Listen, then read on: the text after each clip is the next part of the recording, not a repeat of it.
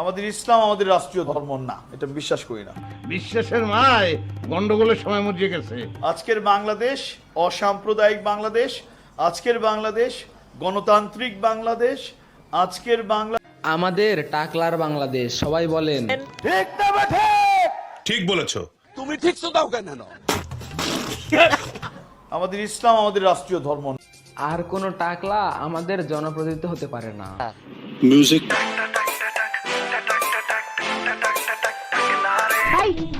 থামবো কেন? আপনার নেতাকে নিয়ে ফানি গান বানাচ্ছি, এই জন্য রাগ হচ্ছে না? রাগ হওয়াটাই স্বাভাবিক। ওয়েট, আপনারা রাখবেন না কে? আপনাদের রাগের একটা অভিমানী গান শোনাই। আমি অভিমানের গান শুনবো। ওকে, দেশি টাকলাকে উদ্দেশ্য করে তাহলে একটা পীড়িতের গান শোনাই। তোমার কাছে পীড়িতের গান শোনার জন্য আমরা আইছি। আমিও আপনাদের গান শোনাতে আসি নাই, আমি এসেছি দেশি টাকলার ভিনদেশি বক্তব্যের পিছন মারতে।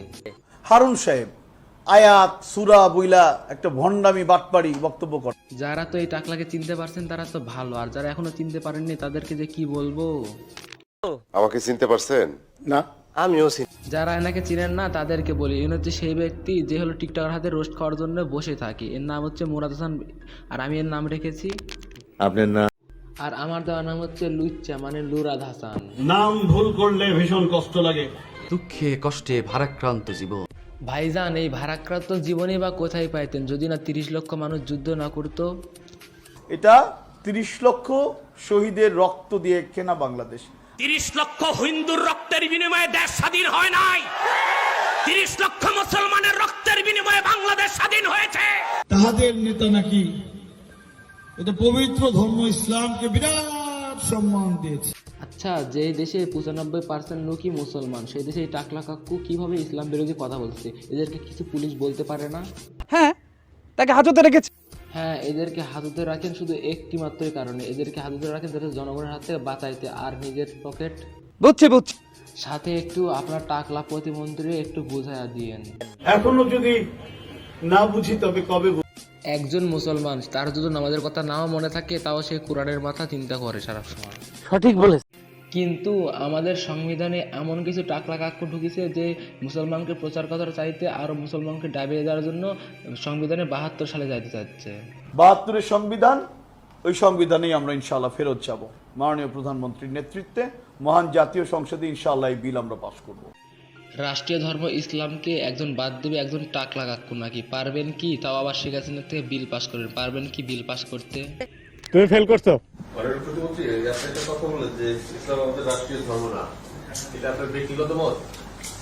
এটা আমার বিশ্বাস, এটা আমার চেতনা, এটা জাতির পিতা বঙ্গবন্ধু শেখ মুজিবের চেতনা।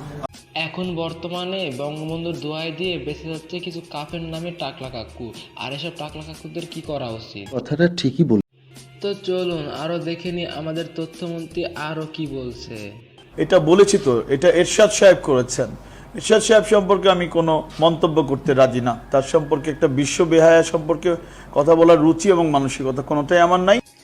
এরশাদ সাহেব বিশ্ব বেহায়া না কি সেটা আমার জানার দরকার নেই, কিন্তু এই টাকলা কাকুর বক্তব্য শুনে আমি তার একটা খ্যাতি দিতে চাই। কি আবার দেশি টাকলা? কিছুক্ষণ আগে এই টাকলা কাকু আমাদেরকে আবার বলেছে এর পিতা আপনার নাকি বঙ্গবন্ধু দিলাম। অ্যাজ এ বাংলাদেশ হিসেবে এটা নয় মেনে নিলাম। তোমার আব্বার নাম কি? পিতার নাম বঙ্গবন্ধু শেখ মুজিবুর রহমান।